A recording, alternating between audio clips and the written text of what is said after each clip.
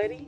Yes? I've been meaning to watch The Walking Dead and I just don't have time. Do you think you could break down season 1 for me? I guess so. Thank you so much. Thank you. Okay, can you go ahead and get to it? I mean, you just... that was rude. Welcome back to my channel. It's your girl Lady. I'm pretty sure you already know why you're here. The Walking Dead season 1. Let's go ahead and get into this recap. This is Rick. He's our main character, who is a sheriff that gets shot on the job and is put into a coma. While he's taking a nap, a zombie apocalypse happens. When he does wake up, he immediately tries to find his wife and son. On this journey, he stumbles across a man named Morgan and his son Dwayne, who take Rick in and help him heal after he's got the Mario coins knocked out of him. Morgan also lets Rick know you have to kill the walkers by headshots or head damage and avoid getting bit because that means you'll die. When Rick's health bar increases, he takes Morgan and his son Dwayne to the police station where they can get some weapons so he can protect himself from the walkers. They part ways, leaving walkie-talkies between them both to keep communication. Rick heads to Atlanta where he gets ambushed by walkers and is saved by one of the most loved characters in this series, Glenn. Oh my God! Wow! Glenn brings Rick back to a department store where they meet back up with other survivors.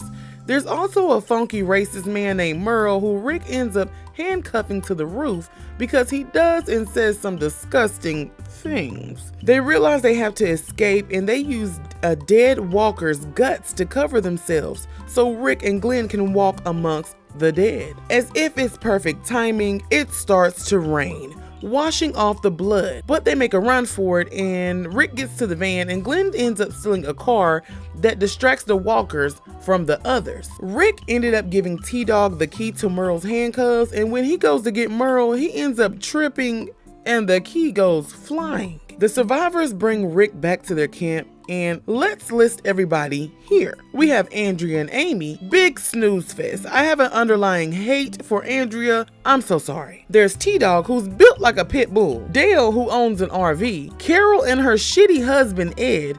They also have a daughter named Sophia. Daryl, who happens to be Merle's younger brother. Ooh.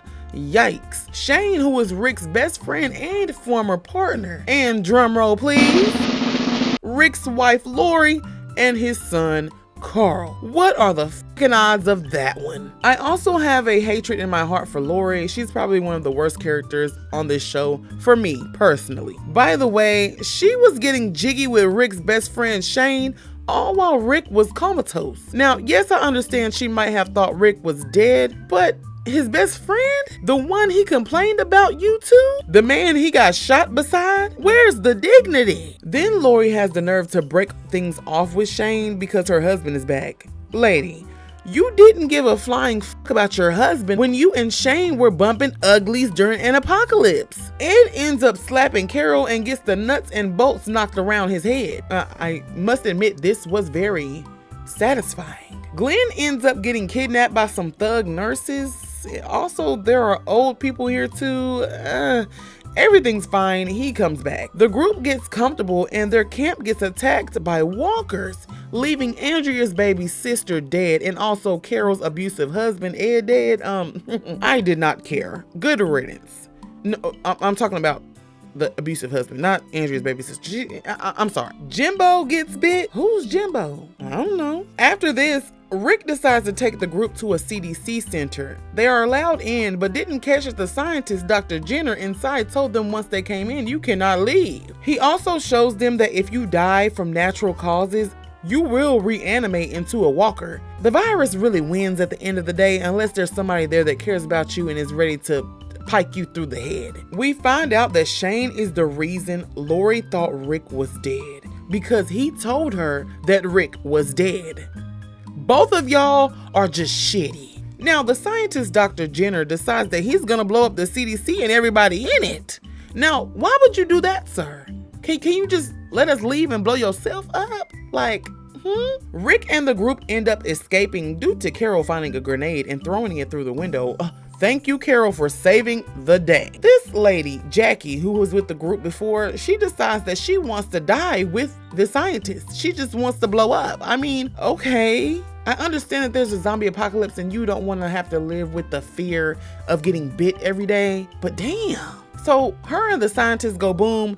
Also, during that time, Andrea thought that it was a good idea to say that she wanted to stay and blow up, but ends up changing her mind. Y'all should have left her ass. If you did, a lot of things wouldn't have happened, you know? Okay, we're not there yet. All right. But that is my little recap of season 1 of Walking Dead. Let me know if I missed some things. I probably did because I wanted to keep this short. Let me know what you guys thought about this recap down below in the comments. It's your girl Letty, and we'll be back quicker than you can say abracadabra.